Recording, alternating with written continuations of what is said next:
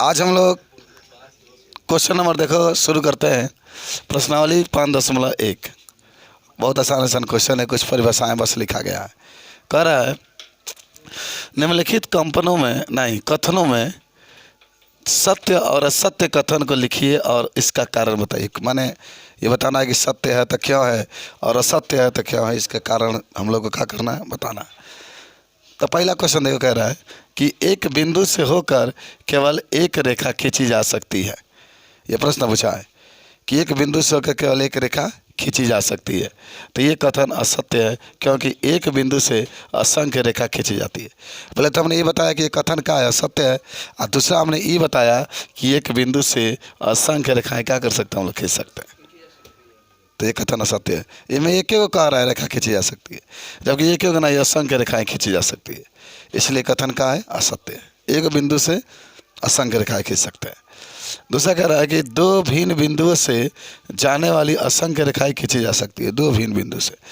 गलत है, ये कथन असत्य है क्योंकि दो बिंदु से केवल एक ही रेखा खींची जा सकती है। देखो, एक ये बिंदु है, एक ये बिंदु है, दो ही बिंदु है, तो दो बिंदु से केवल एक रेखा ही खींची जा सकती है, जबकि आपके सवाल में कहा है कि असंख्य रेखाएं खींची जा सकती है।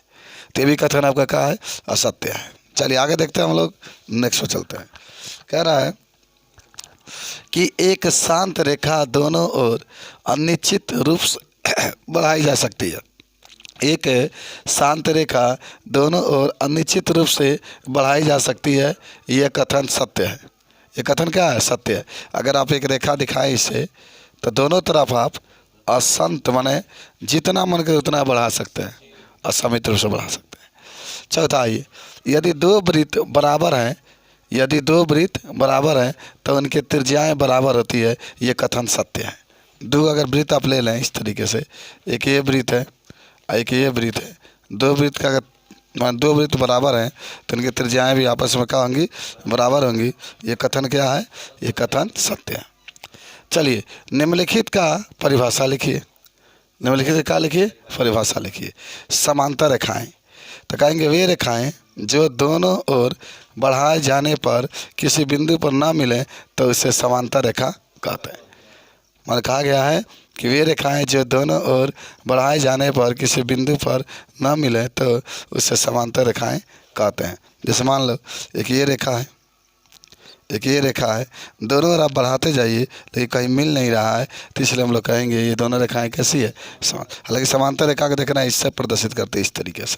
जैसे ये है, ये भी है, तो ये समांतर भी हम लोग पढ़ेंगे, ये भी जानेंगे।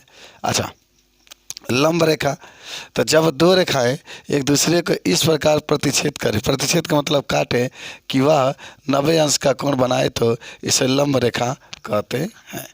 मैंने कहा गया कि जब दो रेखाएं एक दूसरे को इस प्रकार प्रतिच्छेद करे कि वह 90 अंश के कोण बनाए तो इसे लंब रेखा कहते हैं। बात समझ रहे हो? जैसे जैसे आपके पास ये रेखा है, एक नीचे मान लो ये रेखा है, ऐसा ना जी, एक रेखा है और इसके ऊपर एक हमने क्या किया, एक रेखा डाल दिया, तो इसको हम लोग कहते हैं लंब रेखा। अच्छा, रेखाखंड क्या होता है, रेखा के उस भाग को जिसके दो अंत बिंदु होते हैं उसे रेखाखंड कहते हैं।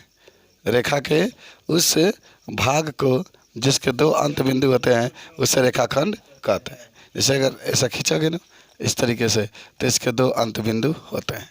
अब आइए वृत्त के त्रिज्या, वृत्त के त्रिज्या सबको याद होगा, कहोगे वृत्त के केंद्र और परिधि को मिलाने वाली रेखा को वृत्त की त्रिज्या कहते हैं। वृत्त के केंद्र और परिधि को मिलाने वाली रेखा को वृत्त की त्रिज्या कहते हैं। याद होगा?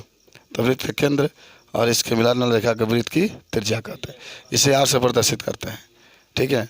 और उसके बाद से वर्ग आता है, तो वर्ग में 4 भुजा होती है। वर्ग में कितना भुजा होते हैं? 4। 4 भुजाएं बराबर होती है तथा प्रत्येक कोण 90 डिग्री का होता है। तो हमने कहा जाना कि वर्ग में 4 भुजा होती है, 4 भुजाएं बराबर होती है तथा प्रत्येक कोण 90। जैसे ये आपका ABCD हो गया, तो ये आपका एक प्रकार का हो सकता है। बोलो, याद होगा? आगे बढ़ते हैं, नेक्स्ट क्वेश्चन पर चलते हैं हम लोग।